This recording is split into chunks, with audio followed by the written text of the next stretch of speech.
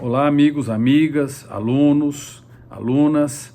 Estamos com mais um vídeo e nessa ocasião nós vamos analisar um parecer da AGU, avalizado pelo presidente Bolsonaro, que determina a quebra, ou a cessação, melhor dizendo, do sigilo bancário das operações financeiras que envolvam a utilização de recursos públicos da União.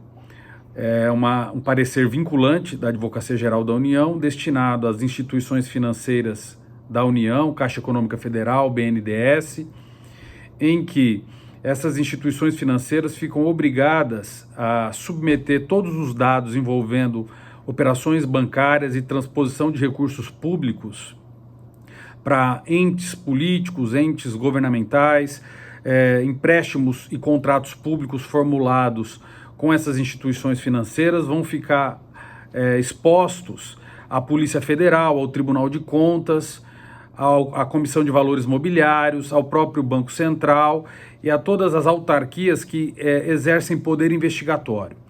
Na prática, esse decreto ele dá plena aplicabilidade à Lei Complementar 105, que já foi declarada constitucional perante o Supremo Tribunal Federal e que já dizia que recursos públicos não devem se submeter ao regramento de sigilo bancário próprio de recursos privados. E a intenção desse parecer é justamente facilitar a atividade investigatória, a troca de dados, o fluxo de informações. De alguma maneira, esse parecer ele facilita a atividade investigatória de todos os órgãos que têm competência para apurar esses dados e verificar a legalidade da utilização desses recursos públicos. Dessa maneira, seria mais fácil do ponto de vista prático evitar práticas de ato de improbidade administrativa, malversação de recursos públicos, eventuais desvios de divisas e de recursos públicos, também o delito de aplicação irregular de verbas públicas, enfim. Todos os crimes que envolvem a aplicação de recursos públicos e a adequada exposição de dados envolvendo esses recursos vão ser colocados de maneira pública. Então não há necessidade mais de se buscar uma ordem judicial, por exemplo, para autorizar acesso a esses dados. Esses dados já vão ficar plenamente disponibilizados. Já era um entendimento jurisprudencial que facilitava as investigações levadas a efeito pelo Ministério Público, pela Receita Federal, por demais órgãos, mas com esse parecer vinculante, o próprio governo federal se autovincula nessa postura, independentemente da necessidade de se formular pleitos, independentemente da necessidade, inclusive, de autorização judicial. O que nós verificamos na prática é que existe na doutrina, sobretudo no âmbito do processo penal, e no âmbito também da apuração de improbidade administrativa, um princípio da pluralidade das vias investigatórias, ou seja, cada órgão que recebe poder investigatório por força do ordenamento jurídico tem uma missão de investigar e apurar determinados ilícitos na sua área de atuação. Então nós temos vários órgãos investigatórios no Brasil, cada um com uma destinação e com uma área específica de apuração.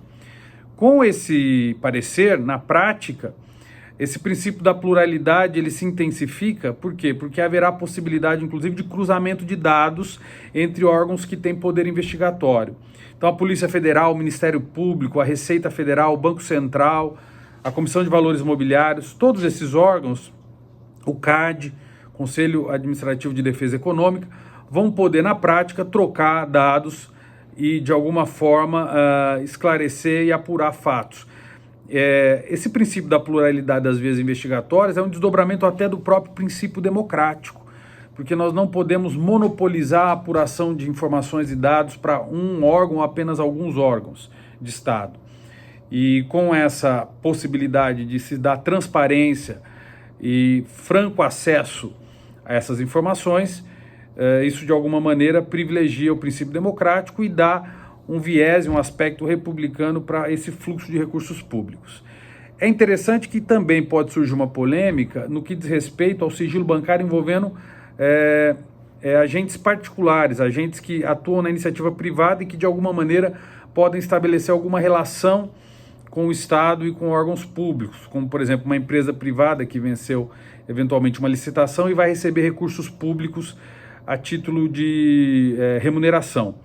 A discussão vai se estabelecer no sentido de saber qual o limite da abertura desse sigilo, dado o fato de que, se houver aí a participação em alguns contratos públicos de agentes privados, há que se respeitar, sem dúvida, aí o sigilo bancário amplo e restrito para particulares. Mas ainda na prática é necessário analisar caso a caso para se verificar os limites dessa supressão do sigilo bancário. O fato é que, sem dúvida nenhuma, se houver transações entre órgãos públicos no fluxo de recursos públicos, esses dados devem ser colocados de forma clara e transparente, sem necessidade de autorização judicial, e aí inclusive o próprio Estado se autovinculando e se dispondo a dar essas informações sem a necessidade de nenhuma ingerência externa, tá?